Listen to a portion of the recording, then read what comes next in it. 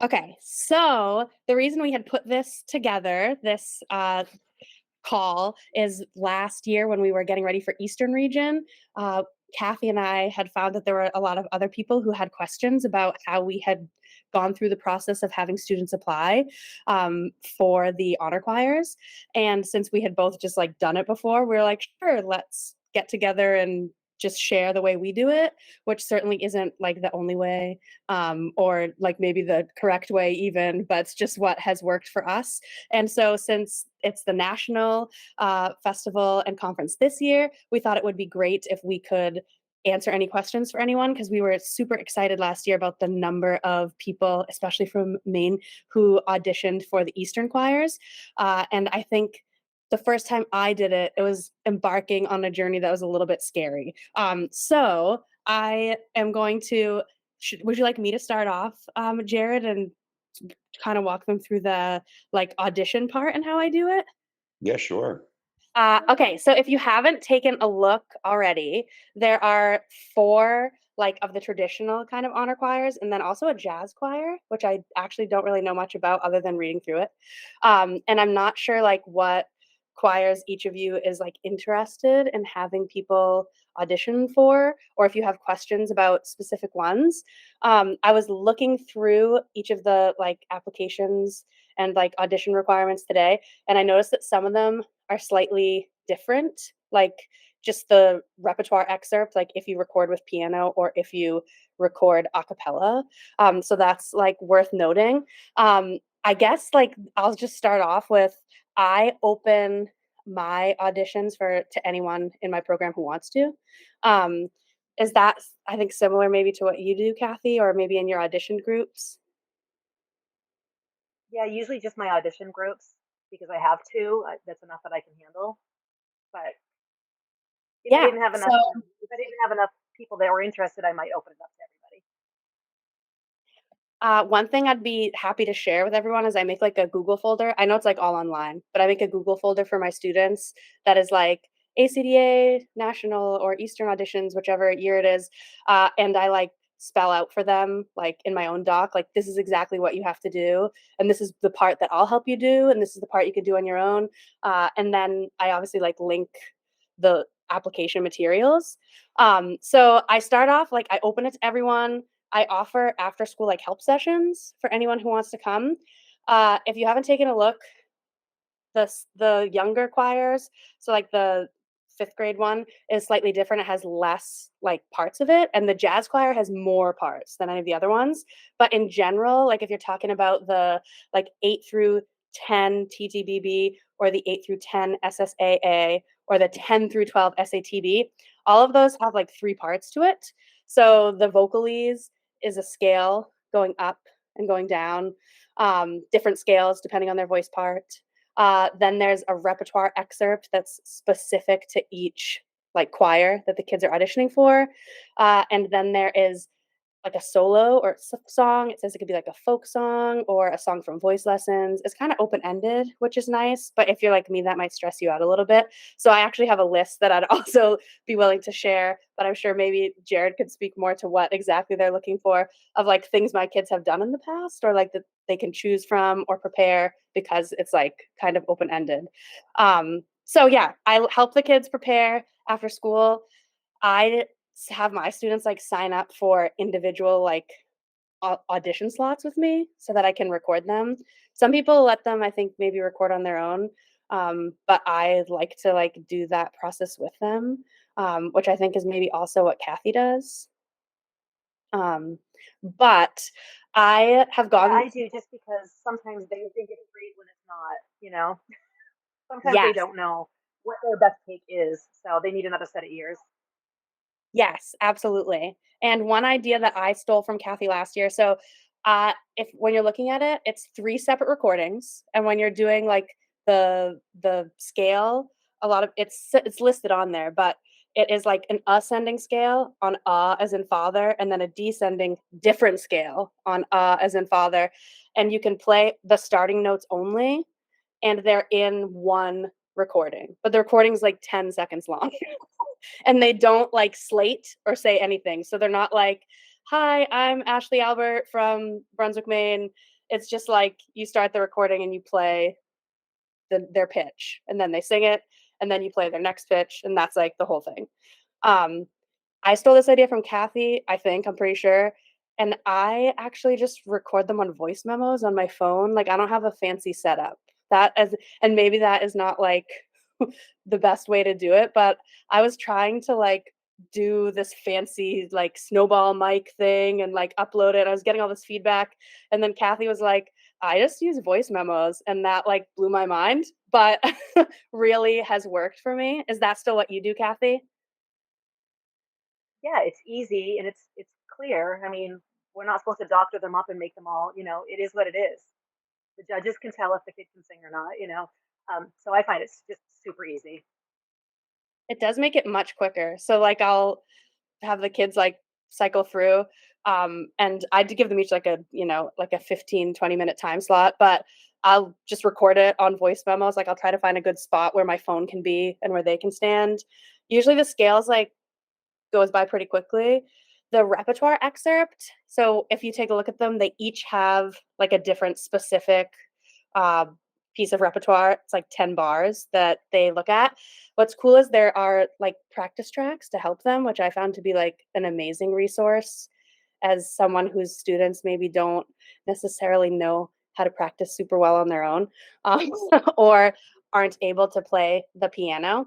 Um, but those practice tracks are amazingly helpful. So I when I'm recording them and I'll have maybe hold on one second.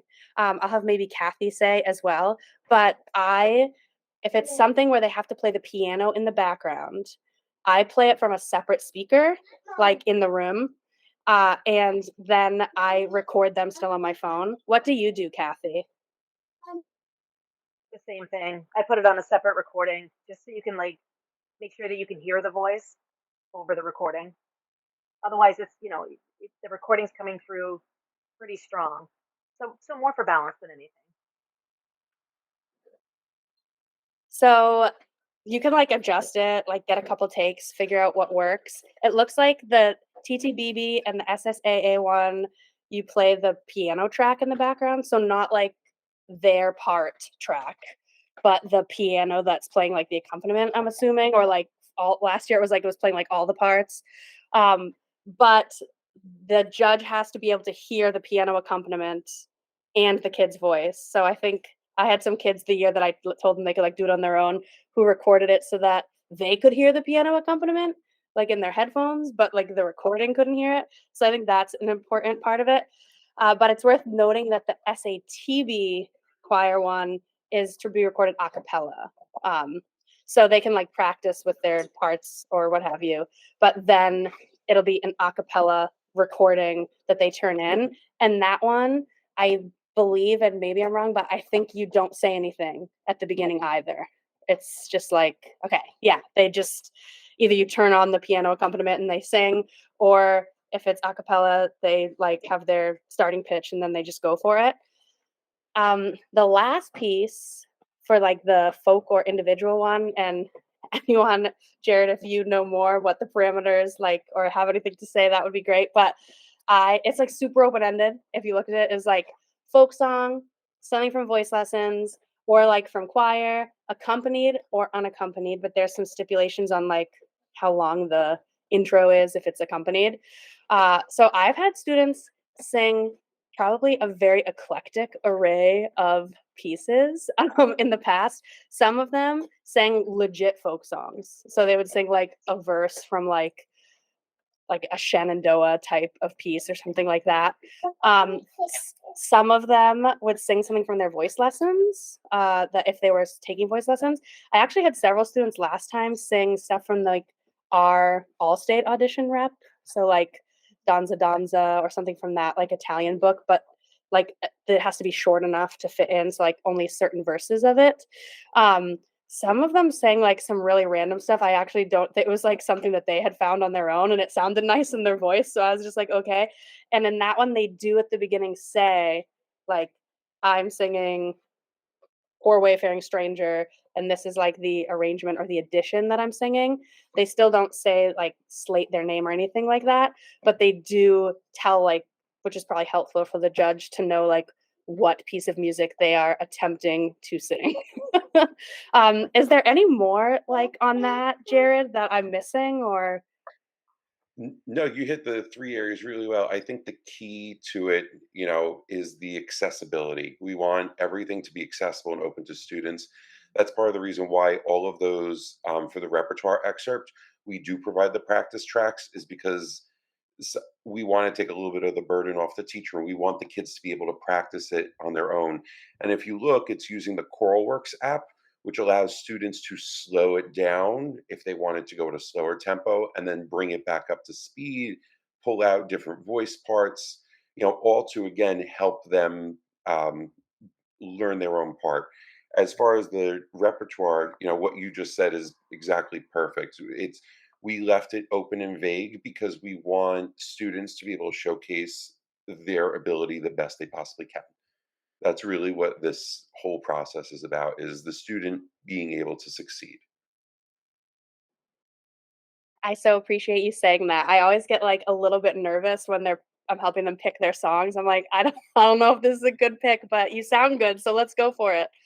And I will say that Choral Works app was super helpful. Like when in using it, the fact that you could slow it down on like those difficult sections was like a game changer for some of my students. That's just a little plug. Rob Natter, same person who sort of helped build our application, created CoralWorks, and it's a free app that anyone can use in any of your programs. You can use it like for your schools and stuff, free online. You just need a MIDI file to upload to it, and it'll split it up. That is amazing. I need to write that down. That is awesome. Thank you for that plug. Okay, so um, for the repertoire and the solo, I do the same thing, recording, do the voice memo on my phone. I usually like do a couple takes for each kid, like normal stuff that you do for auditions. And then they even tell you like usually a specific way to title it, like the name of the piece and like their initials or something like that. Um, and it's also so Jared's gonna talk us through like how you do the application. Um, it's important to note that you do the application and, like, the ACDA sponsor. One time I messed it up and, like, had put not my contact and, like, some of the kids' contact, and that got really s confusing really fast. So, like, making sure that because 'cause you're their ACDA sponsor, it's your info that goes in. If it asks for other information, and we'll probably find that out because I was going to do, like, a dummy application before this meeting, but then there was like it was asking for like too much specific info, and I was nervous if I got too far into it since it's a new platform that I would accidentally like apply for an honor choir as an adult. So I didn't. But sometimes the process that I use is if it's asking for that, and I can tell what the info is first, like before I like am uploading stuff, I'll have the kids fill out a Google form. And if that doesn't work, then I just have them like sit next to me after I record it with them and like upload it with them there. At my school, like we have our budget line or our music boosters that pays for the auditions. Sometimes in the past, if like I didn't have that money, I did have like the awkward thing of having the students like pay and then like they would enter the payment info and I would enter the other stuff. But it's helpful also that there are several ways that you can pay, which I'm sure like Jared can talk more about. But before we like dive into the actual application, did any of you have questions about like what they sing and how they sing it and how to record it or anything around that? Yeah, I Jeff. just have one question for Kathy and Ashley, and maybe Jared as well. But I did this for the last one, so it was Providence, I guess, right? Was the last honor choir, and so I did the same thing, voice memos. But I think Apple defaults to an M4A file, and so I remember I think I had to like upload them to some sketchy online thing to make an MP3. Jared, is that still the case, or can we use an M4A, or does anybody know how to do it on an iPhone easier than that? So here's the great thing. This is what I was saying before again, when this whole application system was built, one of the great things we had was to be able to say, what are the things we were like, "Oh, we wish, dot, dot, dot," and I can't wait to show you some of those answers in the application, Sure. because Okay. Ashley, it's gonna address some of the things you mentioned.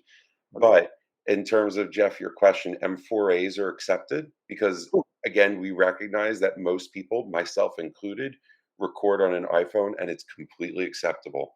Like, record them on the iPhone, it's easy, and just upload it straight from there.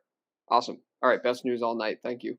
That And is then amazing. it just can I add, and I know I see Dana has her hand up, but, just I know someone said before about, slating and saying your name.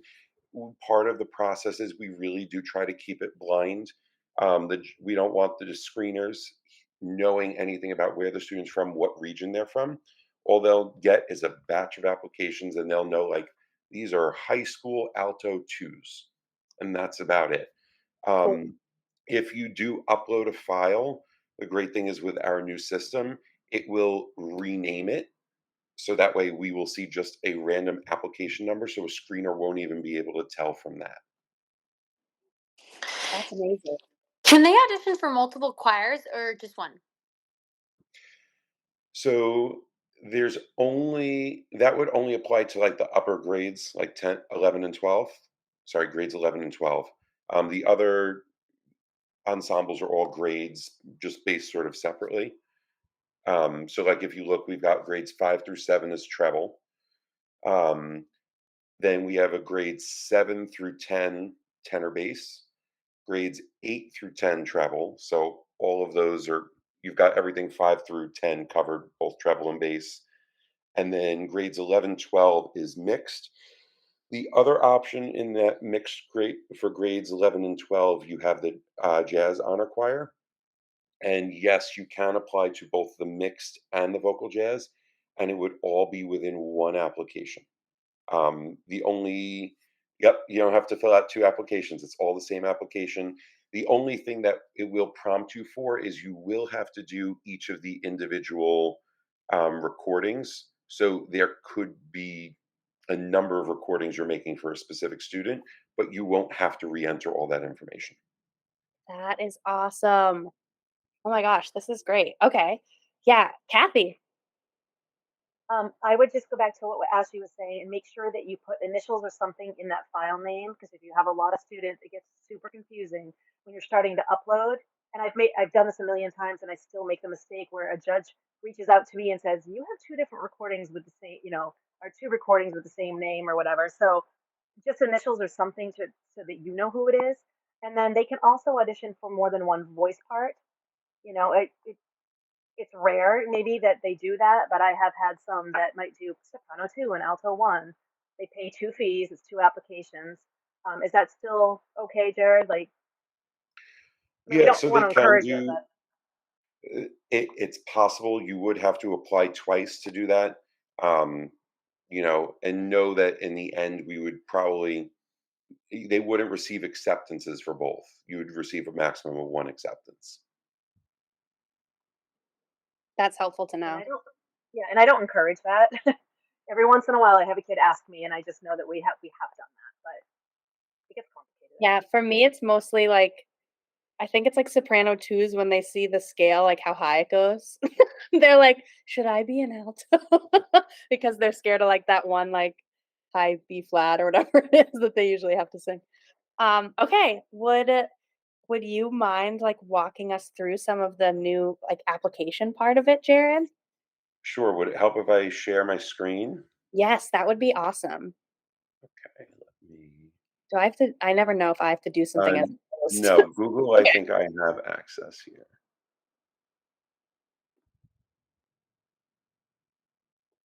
Okay. So just so everyone is aware of how I got here, just ACDA website, conferences, 2025 National Conference brings us here. Under this graded honor choirs, so here you'll get your general audition requirements, which Ashley, and Kathy have sort of talked about.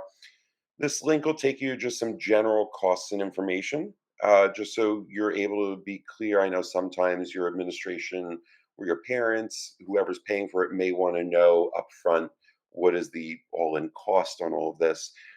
And then super important, I always feel for everyone to know is the general schedule of what's going to be happening. And you know, again, we're in the application period now, but this tells you when you'd get notifications, registration closing, receiving music, all the way up until the conference in March in Dallas, 2025. So if you click on this blue button, it'll take you to our new application here. There's a lot of instructions. I highly encourage you taking the time to go through them. Ashley mentioned it earlier. It's super important that the teacher or the sponsor is the one filling out this application. It shouldn't be a student, it shouldn't be a parent, it's got to be the ACDA member. And there will be times later on we'll have the ability to collect the information for the students or the parents so we can be sharing communications with them. But this initial application phase should really be spearheaded by the teacher. Um, Also important, application deadline. It is closing on 11:59 Central Time, September 26th. It's a new application system. Please don't wait till the last second. Take the time, start filling them out sooner. And we spend a lot of time here going over all of that and just saying um, how you need to get it done in advance. Ashley mentioned beforehand about a Google form that she uses to collect information from the students. We tried to lay out all the information that you will need in advance. So if you want to go ahead and build it without looking through the application, you will need your ACDA number, teacher contact information, payment method, and I'm going to have a lot of news for you on that. Some basic singer information. You don't need too much, like their address and everything. We really tried to keep this what do we need for application purposes, and then the audition recordings that you will have. Um, and then the options to pay for the fee. So this is the new stuff. First, and I know Ashley was mentioning this, you will have the ability to send a payment request to a parent. If you are not paying for it through the district, you'll get to the end of the application and it will say, would you like to send this to a parent or guardian? You will type in their email address. It will then send them a notification saying, hi, Ashley Albert has forwarded you this request to pay for it. They can go online, pay for it. They will receive a receipt, and you, as their sponsor, will receive notifications saying, hey, this student has paid. So that's a huge, I know it's one of the biggest things that I was just super excited about. And I know many teachers are thrilled to have. You do have the ability to pay by a credit or debit card as well for 1 to 3 students. Typically, that's something like you would go in and you would be able to, just type in your credit card information. Some people, the reason why we say 1 to 3, some people have had issues in the past with credit cards where you make the same transaction 3 or 4 times, it'll stop you and say it's fraud. So we say 1 to 3 there, that's the individual payment. Or we have this option here. Option 3 is to pay by credit card or debit card for 4 or more students using one form of payment. What we call that is like a bulk payment form. You can opt for this, go ahead, fill out all your applications, then go to another form, say, here are all of the students that I have applied for each of these choirs.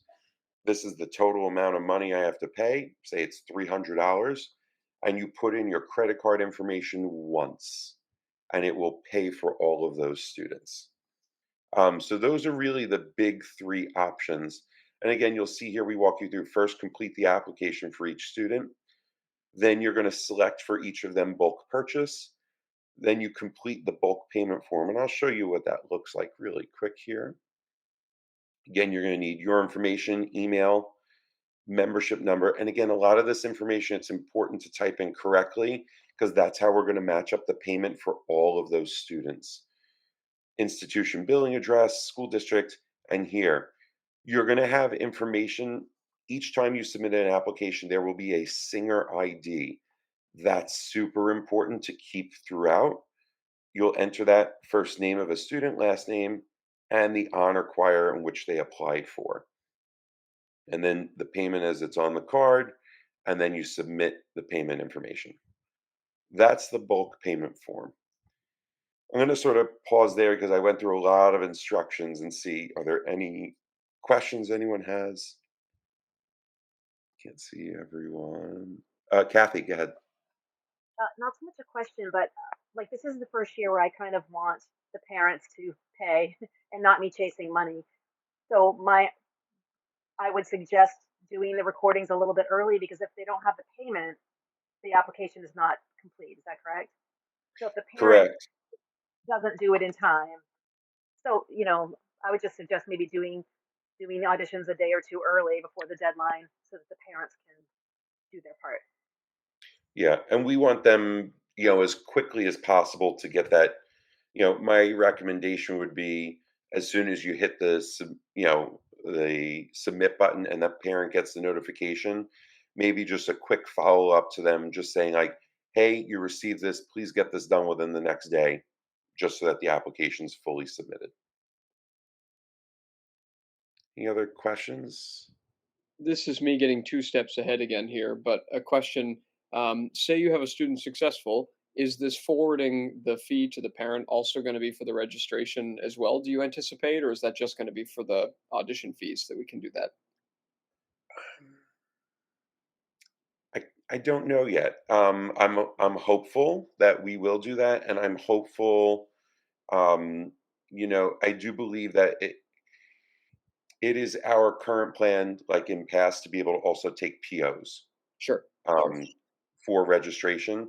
It's just not something that was we were able to make happen for the application process. Yep, cool.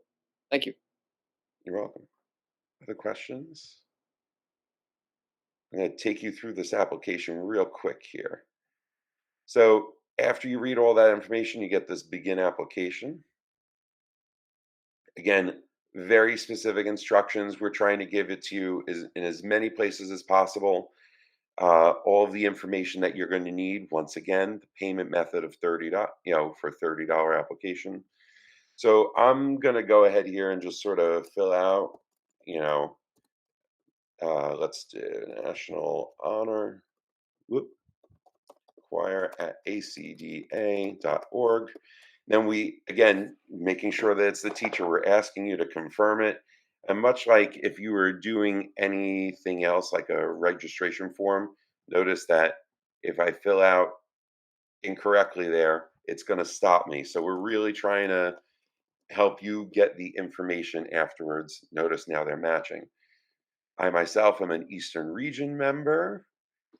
ACDA membership number, super important here. Do not do that where you just type in a bunch of random numbers. What's really important, I'm going to just stop to pause, and it says it here, entering an incorrect membership number may disqualify your application.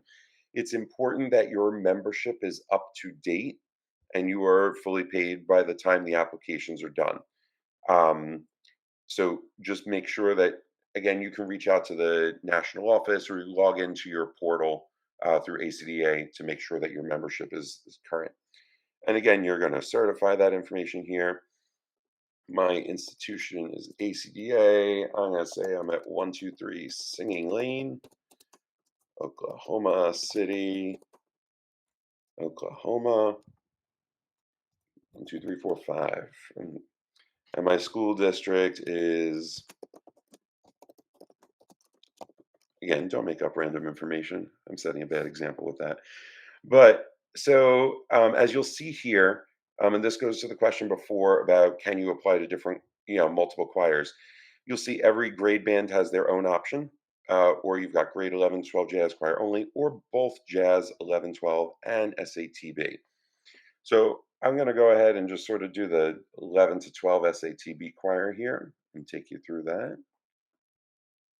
So singer information, we've got Hildegard von Bingen, and she is singing bass 2 for this choir, grade 12. So, and Jeff, this sort of goes to your question before. Notice we say acceptable file types, MP3, M4A are great. And we've got the option to just sort of drag and drop.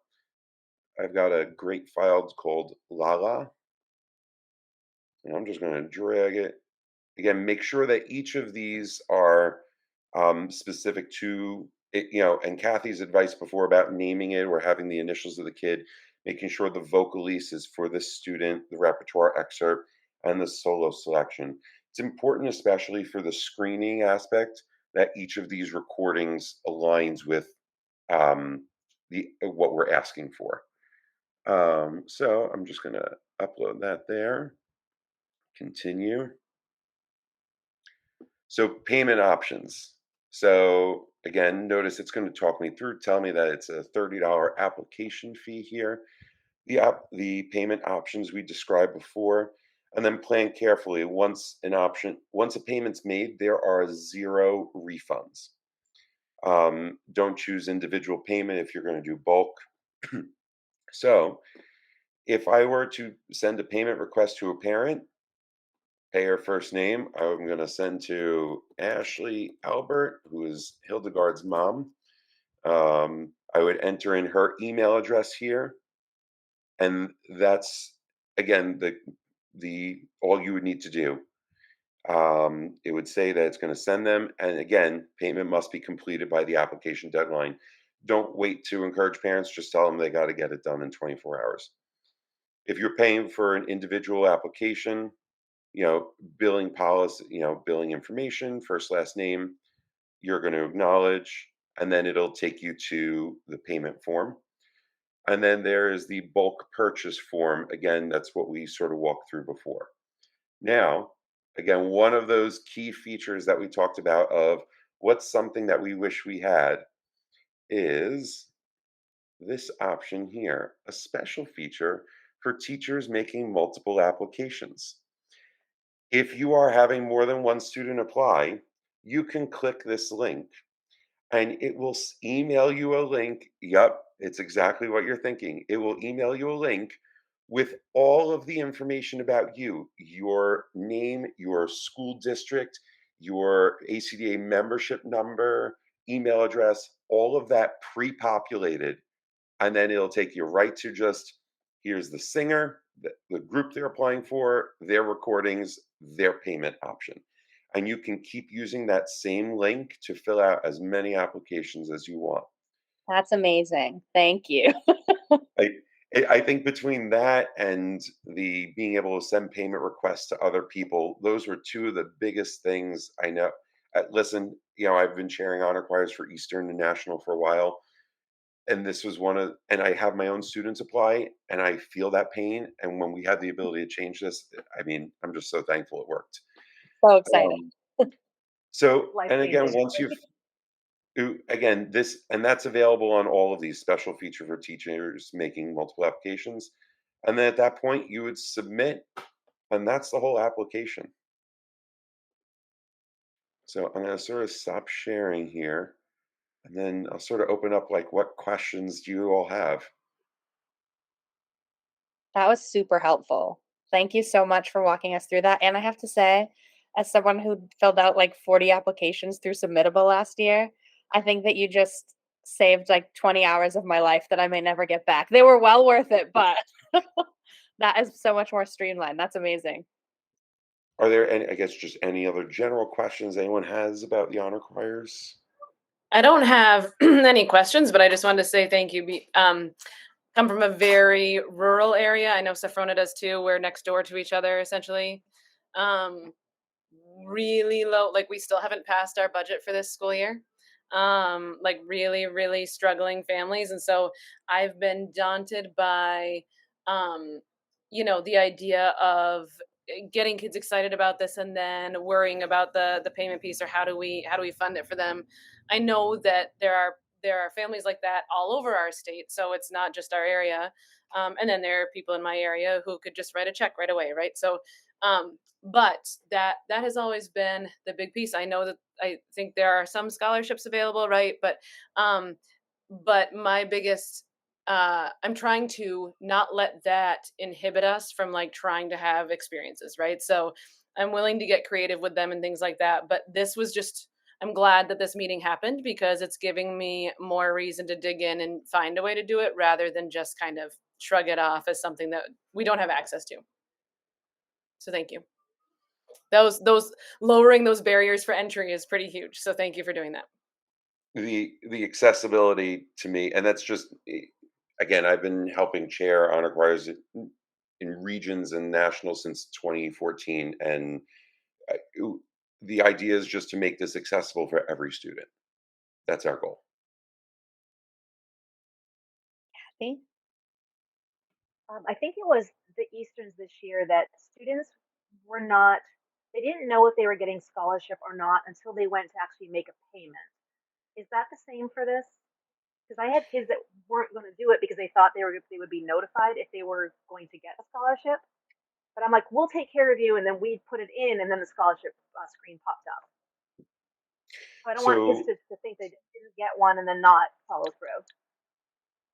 So our timeline on this, we won't, we don't reach out about scholarships, and we will have a scholarship application process that will go out with acceptances.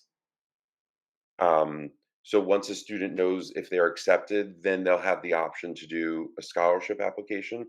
We didn't want it being beforehand because we don't want students thinking, or parents or teachers thinking that that somehow plays in. It's two very separate things. Um, my goal is to quickly get the scholarship application process will be a quick turnaround. So that way we can notify you as soon as possible before the registration deadline closes. Um, that's a process we're really trying to make, expedite. That's great. Thank you. It might say it on there, maybe I just like didn't look. Is there a predetermined like set number for each ensemble in advance? Or is it based off of like the number of applications or Uh, our our the maximum in each group, I can tell you, would be 300 students.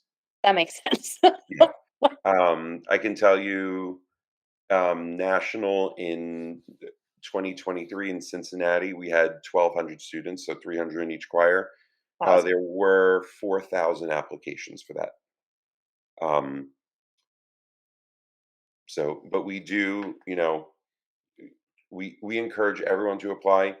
We do try to make sure that there is widespread representation from across the U.S. That's awesome. Yeah, it's one question that like often comes up when people are asking about applying and I just have never known the answer. So that's helpful. Thank you. Of course. And I think one of the things we also did at national last time was we want to make sure that once you do receive it, and if you get students accepted, that we are able to support you in publicizing that. So, in 2023, we really made sure to give out like press releases saying like, here are the statistics of your student was part of this group of people who applied and was in this group who were accepted. That's That helpful was for all of our music programs and advocacy. yes, and I would say like earlier in my career, I would see these opportunities and then I'd be like, well, I just like am teaching choir in Maine, so like that sounds really cool, but like it's probably too hard to get into. And now that like since I think it's 2020, the first time I had students like take part in an Eastern region one and then the last national one. It is so awesome. And it's so many people from throughout. And I wish I had started taking um, like advantage of these opportunities sooner because the experience is always top notch. And I'm so grateful for it. So I can't thank you enough for coming to this and helping us to kind of demystify the whole process and make it seem less scary because sometimes when you're recording by yourself you're like, is this what I'm supposed to be doing? I don't even know. So it makes a difference. Of course. And I think throughout this whole process, if anytime you have questions about it, you can email either the general sort of membership at ACDA .org, and they'll get you some general information, or you can contact myself and Andrea Galeno, who's going to be co-chairing this year with me. And you can reach us at National Honor Choir at acda.org. And know that we're teachers too. We try to, both of us check those emails, and sometimes, I'd say, especially towards the end of the month, it'll get hot and heavy real fast, but give us a little patience and we will get back to you, to make sure we give you the information you need. Thank you. Much appreciated. Of course. Are there any more questions from anyone or anything that you wanted to talk about surrounding like the audition or no? Okay. Well, yeah, Kathy. I just want to mention like a financial piece, coming from Maine, it's a long ways to Texas.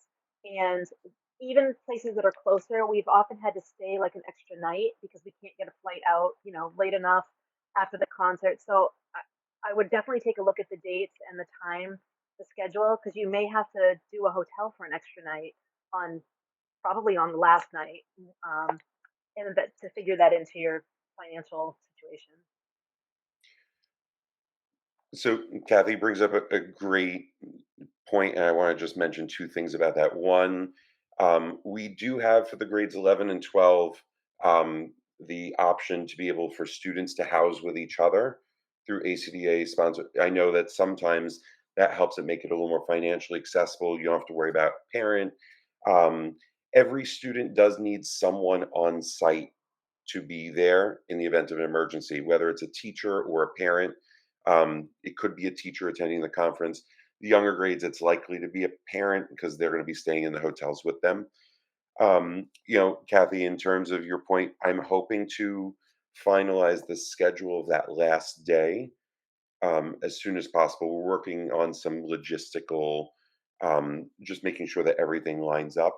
Once we have that, I do plan to, and this will be in advance, hopefully, of the acceptances, but so everyone's aware of when the concerts will be on the last day, so you can try to book your flights. I am very aware, of the timing of the end of that day and making sure that people have enough time if they need to get out that night, that it's possible.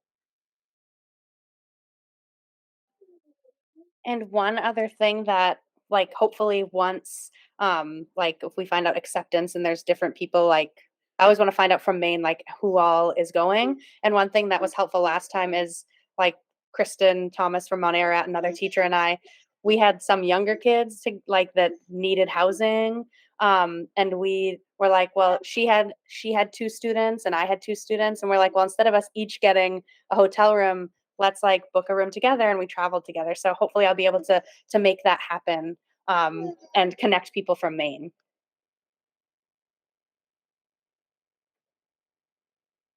Well, my 3-year-old is here saying that do you want to say hi? That it is time for me to go. But are there any more questions before I sign off? Thank you so much, and thank you, Jared, especially for being here with us. We seem to have a boo boo situation, so I'm going to sign off. But I'm so grateful, and please let me know if you have any more questions. And I'm sure if I have any more questions, I'll be reaching out to you, Jared. Sounds good. Thanks, everyone. I'll send the recording out to you all tonight as well. She's saying goodbye. Thank you. Bye. Bye. Thanks.